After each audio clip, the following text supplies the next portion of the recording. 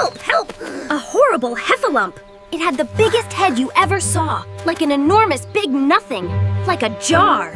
Okay, so today we're heading into the 100 Acre Wood, but maybe not in the way you usually think about it. Right. We're sort of leaving the warm, fuzzy nostalgia at the door for a bit. Yeah, exactly. Our mission here is to really dig into A.A. Milne's original 1926 book, Winnie-the-Pooh. The text itself, with E.H. Shepard's drawings, of course. Of course. And we want to treat it like, well, the complex piece of work it kind of is.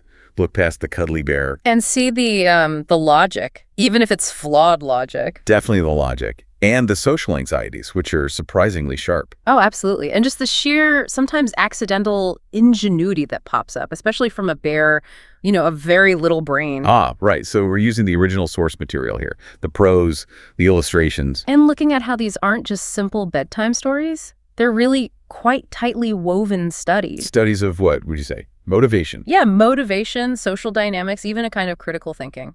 Or lack thereof sometimes. All seen through these animal characters who are driven by, well, pretty basic impulses, right? Hunger being a big one for Pooh. Oh, yeah. Hunger, or sometimes just deep-seated anxiety like with Rabbit or Piglet. And the source text itself gives us this amazing framework. The 100 Acre Wood isn't just a place. It's like a lab. Kind of a testing ground for a sort of practical philosophy. What happens when these simple characters use their own, sometimes circular logic on complex problems? Before we even get to Pooh himself, though, we need to talk about how the story's told. It's quite unique. It really is. Milne uses this device where the story isn't just happening, the narrator is actively telling it to Christopher Robin. Which creates this extra layer, right? Like meta-commentary almost. Exactly. The child, Christopher Robin, often breaks in. He questions the story or his own memories of the events. That interaction, it kind of grounds the whole thing, doesn't it? Reminds you these are filtered through a child's memory. Deeply personal adventures. There's that great bit in chapter 1 after Pooh falls out of the honey tree. Bump, bump, bump. Right.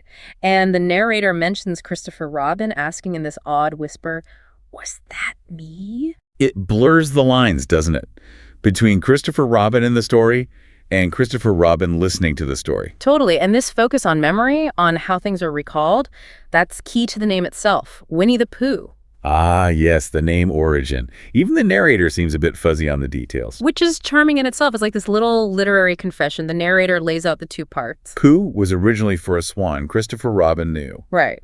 And Winnie was from that real black bear at the London Zoo. The one Christopher Robin apparently loved so much. Yeah. The text says he'd go straight to Winnie's cage, ignoring all the other animals. But even knowing both bits, Winnie the bear and Pooh the swan, the narrator throws up their hands. And says basically, we can't remember whether Winnie is called after Pooh or Pooh after Winnie. And that little mystery, that fuzziness, makes the name feel less like an author decided it and more like... Like something that just happened, organically, in a child's mind.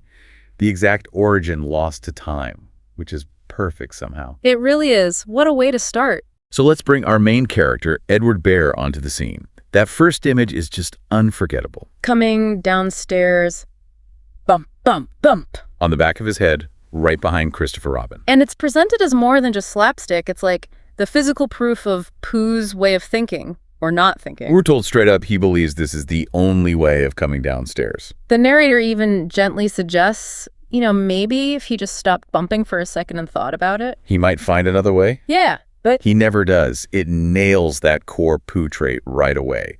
This, charming but absolute inertia. He sticks to the method, even if it hurts a bit, just because it's how it's done. And that little nugget, that observation, it sets us up perfectly for talking about his internal logic. Right, so if his physical approach is inertia, his thinking is driven almost entirely by his immediate need. Which is usually... honey. Pretty much always honey. We see it right in chapter 1 with the buzzing in the oak tree. Ah, the logic sequence. It sounds rigorous at first glance. It does, but it's this beautiful, perfect piece of circular reasoning. This is where Milne is so clever. He makes this bear of very little brain sound like a proper logician for a moment. As long as Pooh gets to write the rules, basically, how does he do it? He states these initial ideas like they're universal facts. It starts reasonably enough. He hears buzzing, sits down, thinks. That buzzing noise means something. Okay, fair enough. Observation. Then he moves to cause. First big premise. If there's a buzzing noise, somebody's making a buzzing noise. Still okay. And the only reason for making a buzzing noise that I know of is because you're a bee. And there's the first leap. Based entirely on his own, very limited experience. Bees buzz. Nothing else, apparently. But then the self-interest really kicks in. The next step narrows down the entire purpose of nature. And the only reason for being a bee that I know of is making honey. Forget pollination, forget the ecosystem. Nope. Bees exist solely to produce honey, according to Pooh. And then the final, brilliant, self-serving conclusion, the punchline, really. And the only reason for making honey is so as I can eat it. Boom. The entire natural world, the chain of existence, culminates in Pooh's stomach. It's flawless logic if you accept that final, incredibly narcissistic point as your starting principle. And this unique thinking process leads directly into the honey balloon caper. Which shows that Pooh's elaborate thoughts don't always translate into, well, practical success. He needs the balloon, obviously, and the mud for camouflage. Right. And the planning phase, getting Christopher Robin involved, is just priceless. Pooh rolls in mud. To look like a small black cloud. Then the great balloon debate. Green for tree camouflage, blue for sky. Who picks blue? He's really committed to this weather simulation idea. But Christopher Robin, bless him, is the voice of reason. He just says, you look like a bear holding onto a balloon. Brutal honesty. And Pooh's desperate response. Yeah. Not like a small black cloud in a blue sky. And the answer, not very much. The gap between Pooh's idea and the reality is just huge. But Pooh doubles down. He needs Christopher Robin to help the illusion. This is the best part. Christopher Robin has to walk back and forth under the tree with an umbrella. Saying, tut-tut, it looks like rain. To provide atmospheric sound effects for the fake cloud. That's real friendship right there. Supporting a completely bonkers but very elaborate plan. Naturally, the bees are not fooled by the bear-shaped cloud. Not in the slightest. One lands right on his nose. And this immediate failure leads to Pooh's most spectacular piece of logical backtracking. He shuts down, clearly in pain, but announces he's made a vital decision. He hasn't failed. The bees have failed. These are the wrong sort of bees. Brilliant. It's not the plan. It's not the execution. It's faulty bee taxonomy. Therefore, they must make the wrong sort of honey. Problem solved. Logic intact. And the ending is crucial, too. Christopher Robin has to shoot the balloon down with his pop gun. Which leaves Pooh with stiff arms for a week, so stiff he has to blow flies off his nose instead of brushing them away. And the narrator drops that little hint. Maybe that's why he's called Pooh, from the blowing sound. It ties everything together. The pain, the flawed logic, the physical result, all potentially feeding back into his very name. It's neat. And this need to process things, to rationalize. You see it in his songs, too. Oh, the hums. They aren't just little tunes, are they? Not at all. They're like his internal monologue made audible. It's how he processes emotions. They really track his mood. Like when he's climbing the tree, worried it'll break. He sings a complaining song. The rhythm carries the anxiety. But then when he's doing his stoutness exercise, this chapter 2. In front of the mirror, trying to touch his toes. It's pure simple joy. Tra-la-la, tra-la-la, rum-tum-tiddle-um-tum. Exactly. The songs mark his state. Confidence when he sings the cloud song trying to fool the bees. Or real worry, much later in chapter X. Yes. Before the party held in his honor, he sings that anxious Pooh song. Questioning his own heroism. Just tell me, somebody, what did he do? He genuinely doubts himself until the community tells him he was brave. The songs are like a release valve for a bear who can't really sit down and, navel gaze intellectually. Okay, so Pooh's driven by instinct and this sort of self-justifying logic. Let's look at the others. Some seem driven more by neurotic planning. Definitely. The supporting cast is this amazing collection of little psychological sketches. Rabbit is a prime example. Control issues, right. And serious social anxiety. Chapter 2 is the key scene. Absolutely. Rabbit needs order, predictability. Unexpected visitors terrify him. So when Pooh just shows up at his hole and calls out, "Is anybody at home?" The immediate response, very loudly, is no. Which even Pooh, bear of very little brain, sees through instantly. There must be somebody there because somebody must have said nobody. Simple logic defeats the denial. And even when Rabbit admits it's him, he tries to maintain the fiction. It isn't meant to be his voice. It's pure panic. He can't cope with unscheduled social interaction. He lets Pooh in, probably out of politeness. But he's already stressed, which leads to the crucial hospitality failure. He asks, honey or condensed milk with your bread. And Pooh, being Pooh, says both, but then adds the killer line. But don't bother about the bread, please. This just breaks Rabbit's brain, doesn't it? The bread is structural. It holds the fillings. But he goes along with it, maybe too flustered to argue, and the result is immediate. Pooh tries to leave. And gets wedged. Spectacularly stuck in Rabbit's front door. The blame game that follows is perfect. Rabbit, it all comes of eating too much. Pooh. The doors are too small. Not having front doors big enough. Neither mentions the missing bread, the actual catalyst. And Pooh is stuck there for a whole week. Rabbit's reaction is so typical. Christopher Robin says they just have to wait for Pooh to get thin. And Rabbit, the ultimate pragmatist who hates waste, starts using Pooh's back legs. As a towel horse. Because, as he says, they were doing nothing. He imposes order even on this chaotic situation. Makes the intruder useful. Classic Rabbit. From Rabbit's rigid control, we swing to the complete opposite almost, Eeyore. Ah, Eeyore, the master of melancholy. But sort of. Comfortably melancholy. Exactly. He's defined by that gloom, those existential questions. Why? Wherefore? Inasmuch as which? His misery isn't really caused by external events, is it? It's just his state of being. It's his identity, and Chapter 4, the Missing Tail episode, highlights it perfectly. Pooh has to confirm it. Eeyore, he says sadly, you haven't got a tail. And Eeyore's reaction isn't just sadness, it's validation. Self-pity, yes, but also vindication. He says, that accounts for a good deal. It explains everything. No wonder. Losing his tail is, for Eeyore, physical proof that his gloomy outlook was correct all along. The universe is against him. This motivates Pooh, the friend of action, to actually do something. Not cheer Eeyore up, but find the tail. Which leads him to Owl's house. And another great character study. Owl, the resident intellectual. Or so he thinks. Right. He lives in the Chestnuts, very grand, very proud of his wisdom and literacy. But the irony is, he can barely spell. He writes his own name, Blenwell. And the text makes it clear Christopher Robin is the one who writes the complex words like measle. Owl's own attempts at signage are legendary. PLE ring if an earner is record. And Ples Sinoki if an RNSR is not record. A wonderful commentary on intellectual performance versus actual ability, confidence over competence. And it's right there, in Owl's supposedly learn home, that Pooh cracks the case. Owl found the tail just hanging on a bush. Didn't recognize it. Thought it was a handsome bell rope and put it up by his door. So Eeyore wasn't just metaphorically detached, he was literally detached. Christopher Robin has to nail it back on. Poor Eeyore. But maybe the most telling Eeyore story is his birthday in Chapter 6. It says so much about value. He starts the day in peak Eeyore form. Miserable. No presents, no cake, just sitting by the stream looking glum. Pooh feels terrible about this oversight, this social failing, rushes off to get a present, a pot of honey. But, well, it's Pooh. And it's honey. And it's a warm day. The journey is long. A bear needs sustenance. He rationalizes needing a little something. Eats the entire present. Yeah. Then has that moment of bother, realization, absolute guilt. But guilt sparks ingenuity in Pooh. The empty pot isn't useless. It's a useful pot to keep things in. Brilliant reframing. He washes it out, takes it to Owl to get a happy birthday written on it. Which results in Owl's longest, most gloriously misspelled message ever. IPY, papy be thuth dooth, thuth do be thuth dooth. Pooh is just amazed by the sheer volume of lettering. Very impressive. Meanwhile, Piglet's having his own present disaster. Rushing with a big red balloon, very proud. Trips, falls down a hole, bursts it. Pop. All that's left is a small piece of damp rag.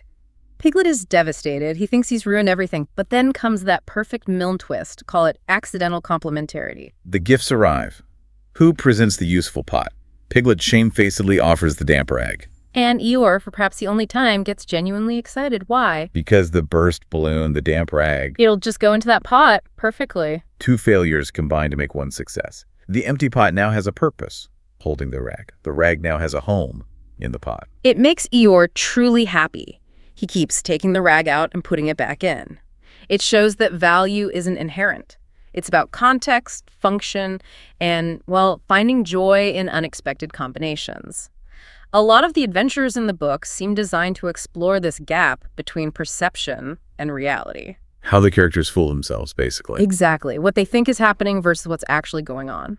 The classic example has to be the Woozle Hunt, Chapter 3. It's just a masterclass in shared delusion. Oh, absolutely. Starts simply enough. Pooh's walking in the snow, circling a spinney of trees, lost in thought. Then decides he's tracking something. Finds paw prints. His own, of course. Piglet joins him, suggests nervously it might be a woozle, a dangerous creature. Pooh is immediately sold. Yes, definitely tracking a woozle. As they keep walking around the same small group of trees, the tracks multiply. Because they're adding their own footprints each time. Right. Pooh sees 2 sets, confirms, we are tracking 2 animals. Piglet, getting more anxious but also wanting to be brave, agrees to continue, just in case they're hostile animals. The paranoia just builds with each circle. They find a 3rd set of tracks. Pooh starts trying to categorize them. Yeah. 2 woozles and 1, as it might be Woozle. Or 2, as it might be Woozles and 1, if so it is Woozle. He's just making stuff up now, trying to make sense of the impossible. And when they find 4 sets of tracks, that's the breaking point. For Piglet, anyway. Key hysteria. The imagined threat is overwhelming. Piglet needs to escape. And invents the most specific, elaborate excuse you've ever heard. Claims he suddenly remembers a very particular morning thing that has to be done in the morning. And, if possible, between the hours of 12 and 12:05. That precision. The 5-minute window. It's pure panic manifesting as bureaucratic detail. He needs an unarguable reason to flee. And he doesn't even wait for Pooh to respond. He just bolts, runs home terrified. The reveal is perfect. Christopher Robin, who's been watching from a tree branch the whole time. Laughing quietly to himself, no doubt. Probably. He comes down and just points out the obvious. You've been following yourselves. And Pooh's reaction. Classic Pooh again. Instant acceptance of his own foolishness. I have been foolish and deluded, and I am a bear of no brain at all. Followed immediately by. Anyhow, it is nearly luncheon time. Delusion gone, brief self-criticism, then back to basic needs, ego satisfied, stomach rumbling, move on. Brilliant. Then there's the expedition to the North Pole in Chapter 8.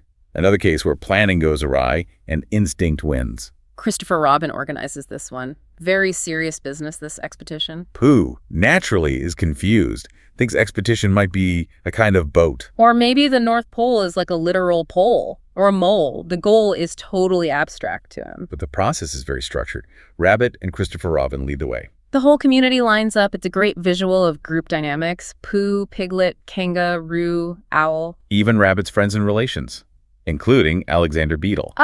Alexander Beetle, a wonderful little side note on anxiety. When they reach the dangerous place, the stream, and everyone has to hush. The tension is too much for poor Alexander Beetle. He jams himself headfirst into a crack in the ground. And stays there for 2 days, eventually goes to live quietly with his aunt. The smallest member just opts out of the stressful adventure altogether. Meanwhile, the actual search for the pole is fruitless until disaster strikes. Roo falls in the stream, starts drifting towards the waterfall bit. Panic ensues. And in that moment of crisis, Pooh acts purely on instinct to save his friend. While everyone else is dithering or commenting. Yeah. Owl giving a lecture on sudden and temporary immersion. Eeyore complaining about getting wet. Pooh just finds a long stick, a pole. And holds it across the stream, lower down, simple physics. It stops Roo, allows him to pull him out. And Christopher Robin sees this, sees the pole Pooh used, and has an epiphany. That's the North Pole, the object of the quest. Found not through searching, but through a simple act of rescue. He solemnly declares it so, puts up a sign. Discovered by Pooh. Pooh found it. The irony is just delicious. The grand organized expedition achieved its goal entirely by accident, thanks to the least intellectual member acting out of pure friendship. Instinct trumps planning. We see Pooh's instinctual problem-solving again in The Great Flood. Chapter 9. This one really contrasts Piglet's helplessness with Pooh's resourcefulness, which, again, ties back to food. Piglet is trapped, a very small animal, entirely surrounded by water. His thoughts are all about how others escaped. Climbing, flying, burrowing, none apply to him. He feels uniquely helpless. His only action is passive. Write an SOS note. It's me, Piglet. Help, help. Puts it in a bottle, hopes for the best. Pooh, meanwhile, sleeps through the start of the flood, wakes up surrounded by water. First thought, rations. He has 10 pots of honey, methodically works his way through them over 4 days. On the 4th day, down to his last big jar, Piglet's message in a bottle floats by. Pooh initially hopes the bottle contains more honey, fishes it out, finds the massage. Can't read it, but the floating bottle gives him an idea. A simple, physical idea. If a bottle can float, then a jar can float, especially an empty jar. And if a jar floats, I can sit on the top of it if it's a very big jar. He corks up the last, now empty honey pot, christens it the floating bear. And sets off. The act of consuming his supplies directly led to his means of escape and rescue. Need fuels invention. When he reaches Christopher Robin, his simple ingenuity sparks another idea. Pooh just suggests, very practically, looking at Christopher Robin's umbrella, we might go in your umbrella. And Christopher Robin is floored by the brilliance of it. So simple, so effective. Why didn't he think of that? He uses the umbrella as a boat, a raft, but in tribute to Pooh's spark of genius. He doesn't name it the floating umbrella. He names it the brain of Pooh, celebrating that accidental, practical insight from the bear of very little brain. Okay, let's talk about when the community itself gets tested. The arrival of Kanga and Roo in Chapter 7 is a big one. Huge disruption for the established order, especially for Rabbit. Rabbit's reaction is pure xenophobia, isn't it? Fear of the unknown. This strange animal carrying her family in her pocket. It violates his sense of normalcy. Her independence, her different way of being, it drives him crazy. Leads to that elaborate plot. The plan? To kidnap baby Roo. To basically blackmail Kanga into leaving the forest. It's such a Rabbit plan.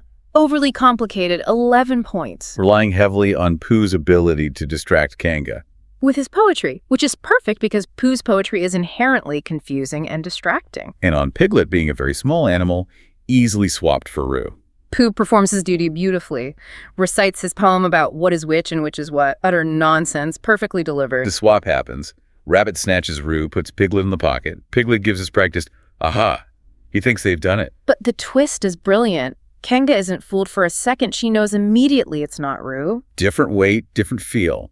But she decides to play along, turn the tables. Her revenge is subtle psychological torture for Piglet. The cold bath, with horrible yellow soap, Piglet's worst nightmare. And she keeps calling him Roo, pretending it's normal, even threatens him with medicine. To stop him growing up small and weak like Piglet, using his own identity against him. That's got to be terrifying for Piglet, worse than the soap. Then Christopher Robin arrives, confirms it's not Roo. But Kanga and Christopher Robin keep the game going a bit longer. Christopher Robin looks at the soapy, shivering Piglet and says he doesn't look like Piglet anymore. Names him Henry Pootel instead. Kanga gets her point across without ever actually confronting them. She makes them feel the anxiety they try to inflict on her. Masterful. And ultimately, the forest community adapts. They realize Kanga and Roo aren't threats. They become integrated, leading to that lovely structured friendship arrangement. Every Tuesday becomes swap day. Roo spends the day with Rabbit. Imagine the chaos Rabbit endured. Probably good for him. Kanga spends the day with Pooh, teaching him to jump, which Pooh actually needed help with earlier. And Piglet spends the day with Christopher Robin, a formal structure reinforcing the now expanded, more inclusive community. They learned, they grew. This sense of community growth really culminates in the final chapter, Chapter X, with the party for Pooh.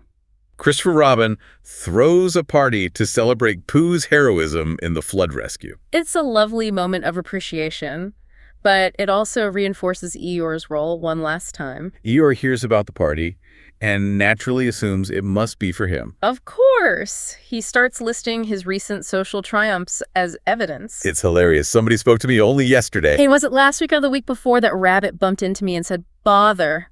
The social round, always something going on. These tiny accidental interactions are proof of his central importance in his mind. Pooh, meanwhile, is worried he's messed up, forgotten why there's a party. But Christopher Robin reveals the real reason and the present. Eeyore is gently sidelined. The present is perfect. The special pencil case. And the markings on it. That's the key. It sums up everything we've talked about regarding Pooh. It's marked B for bear. HB for helping bear. And BB for brave bear. It acknowledges his whole identity. Not just the accidental heroics, but his fundamental nature, his loyalty as a friend. It's a really thoughtful gift. And Eeyore gets the last word, of course. The final grumble. Dismissing the whole thing, this writing business, pencils and whatnot. Overrated, if you ask me. Silly stuff, nothing in it. He remains beautifully, consistently Eeyore, right to the end.